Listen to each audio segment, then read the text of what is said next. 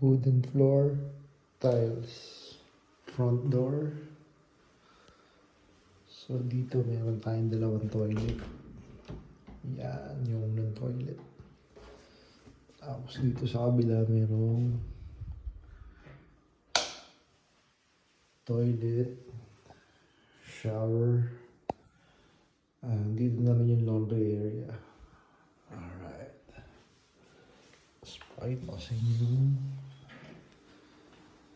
living room namin, sala. Tapos may access dito sa balcony.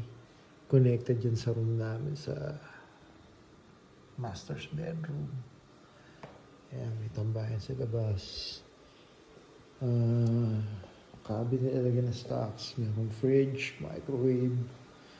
Kumpleto lang gamit sa lahat ng cabinet, mga lutuan, utensils, mga plato, baso. Pero ito, dala ko to. Ayan, ito rin. Meron tayong gas stove na may oven yan. So, okay naman so far. AC with heater. Kaya lang, hindi pa namin na-open yung heater.